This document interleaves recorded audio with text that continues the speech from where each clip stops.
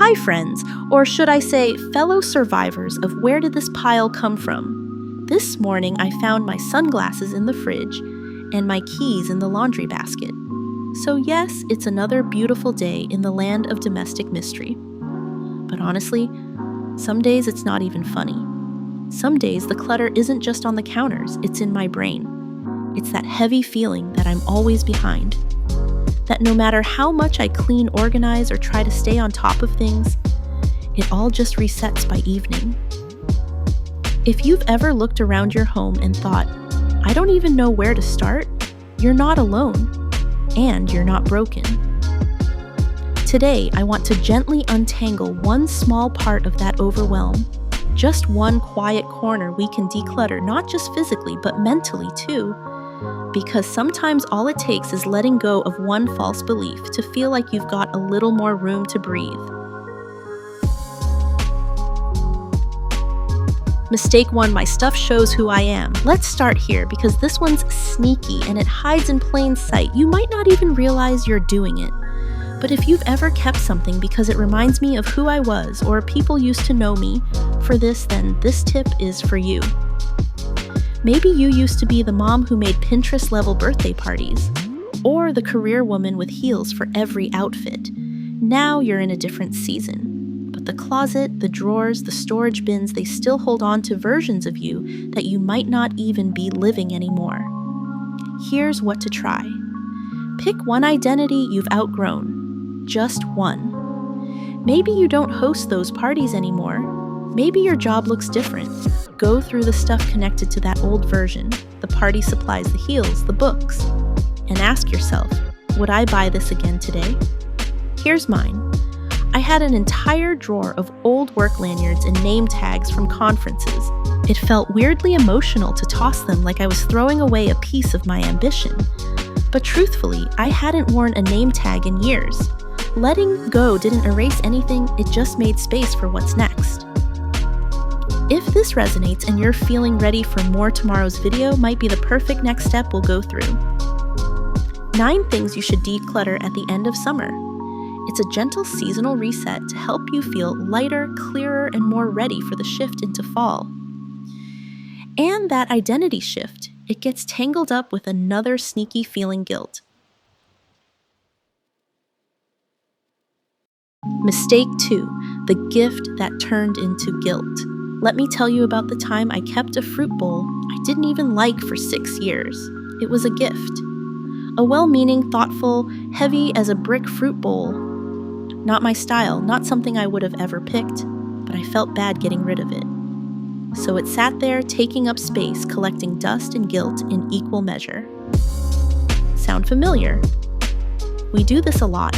Someone gives us something with love, and instead of enjoying it, we feel obligated to keep it forever, even if we don't use it, want it, or even like it. That's not generosity. That's quiet pressure we put on ourselves. Try this instead. The next time you pick up a guilt gift, pause, close your eyes, say a quiet thank you for the thought, not the object, and then set it free. Keeping it won't bring you closer to the person who gave it. In fact, you'll feel more like yourself when your home reflects who you are now, not who you're trying to please. In my case, I finally let go of that fruit bowl after realizing it had never actually held fruit, just resentment. I dropped it off at a local donation shop, and I swear my kitchen breathed a little easier. Guilt is a strong emotion, but fear. Fear whispers, what if I need this later? And that one keeps piles growing for years.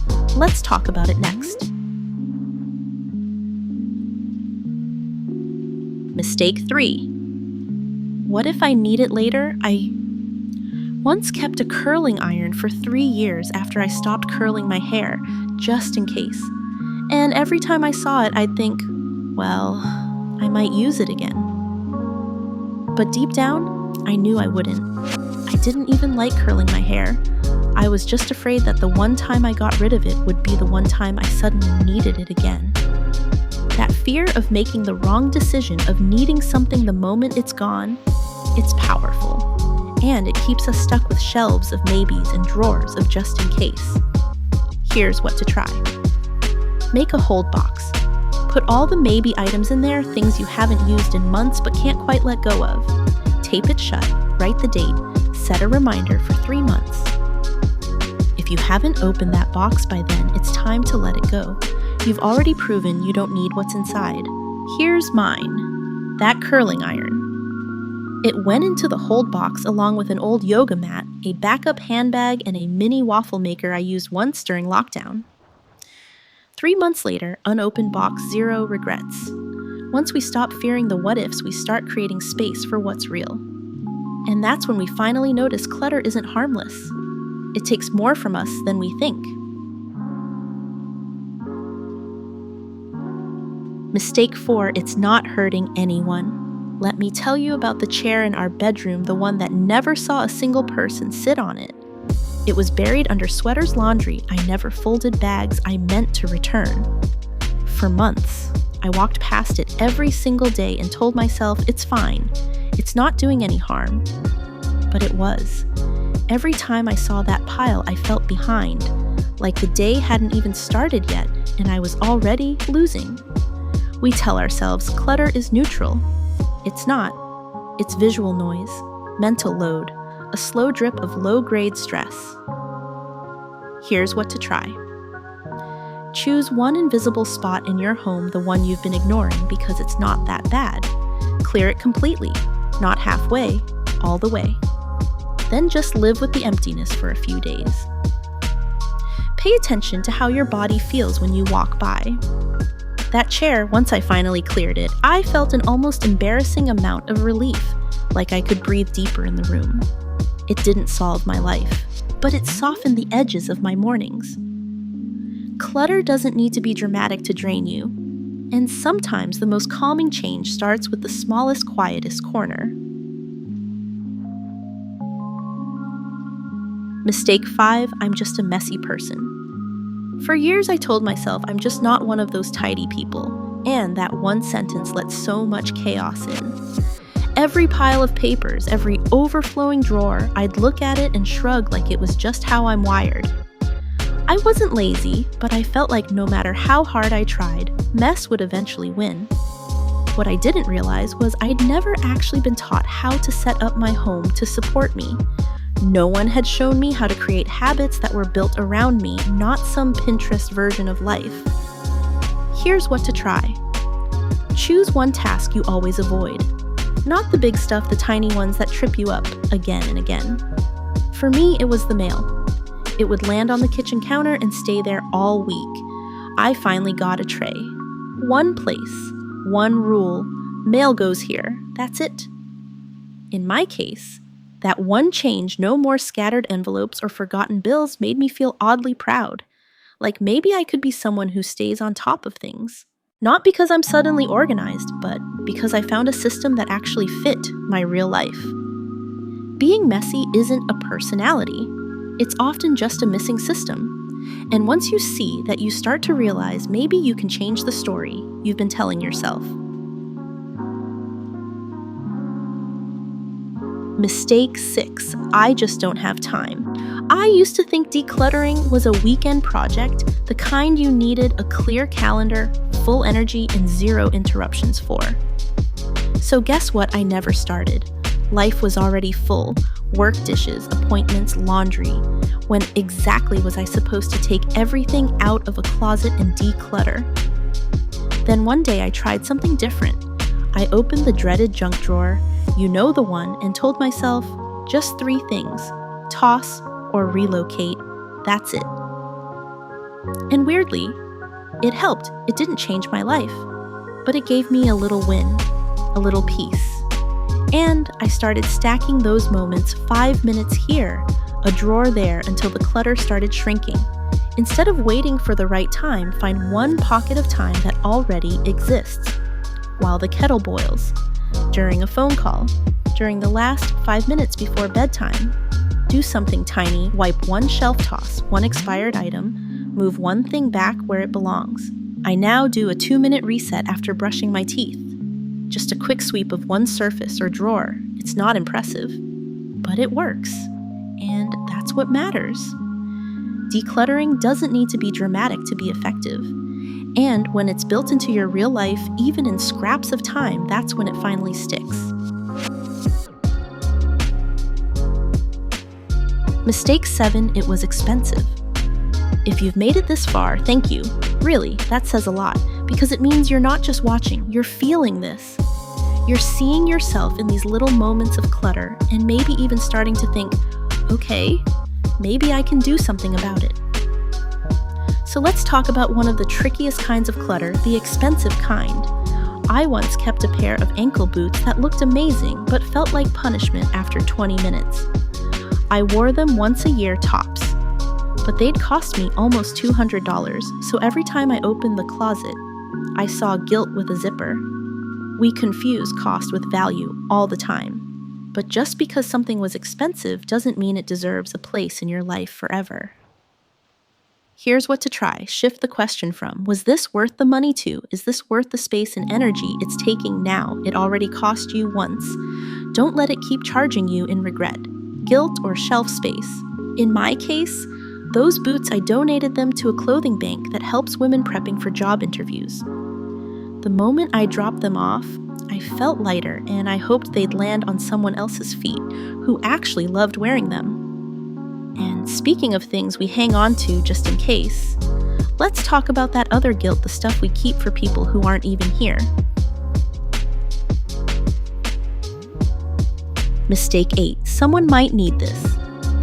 I once had a blender with a cracked lid that I couldn't use, but I didn't throw it out.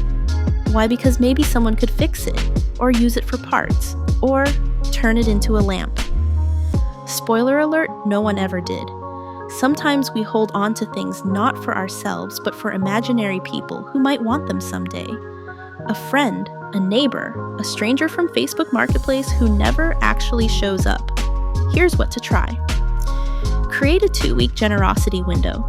If you really think someone else could use it, make the effort to offer it now. Message a friend, post it in a local group, drop it off at a donation center. If it's still sitting there after 2 weeks, let it go. Had a bag full of random home goods, picture frames, old curtains, a barely used iron, all too good to throw out. I finally took them to a local women's shelter. They were genuinely happy to get them. And I was genuinely happy to have the corner of my hallway back. Sometimes being generous means letting go, not storing stuff just in case. Mistake 9. I just need better storage. There was a time I believed that if I could just find the perfect basket, my life would finally be in order. So I bought bins, then more bins, labels, drawer organizers, an entire shelf system from a Swedish furniture store that took me 4 hours to assemble and 4 minutes to fill. Here's the truth, I didn't need better storage. I needed less stuff. We love organizing because it feels like progress and it's more fun than making decisions about what to let go of. But tidy clutter is still clutter. It's just hiding better.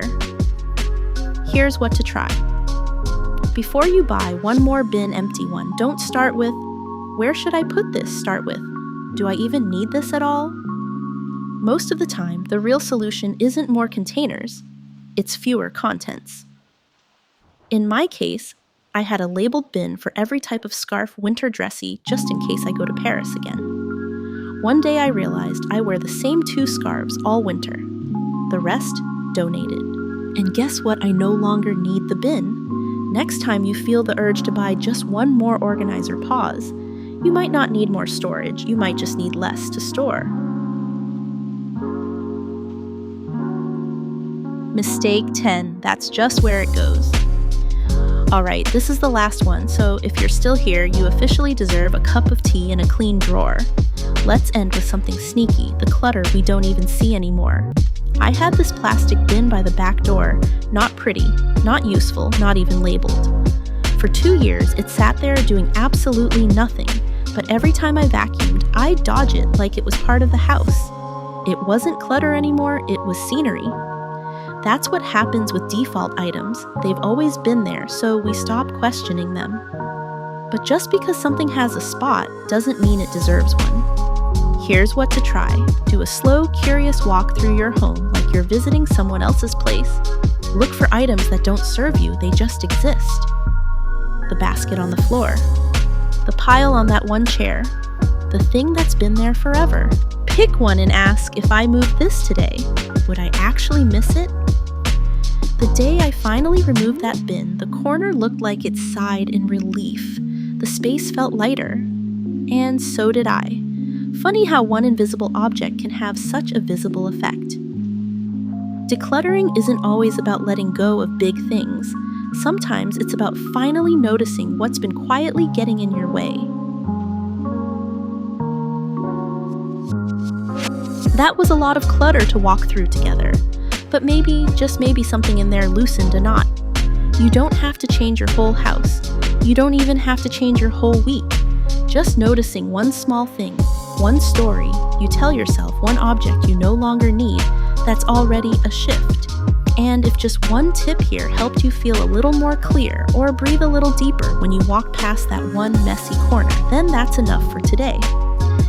If this felt helpful, you can tap like it quietly tells me what's worth making more of.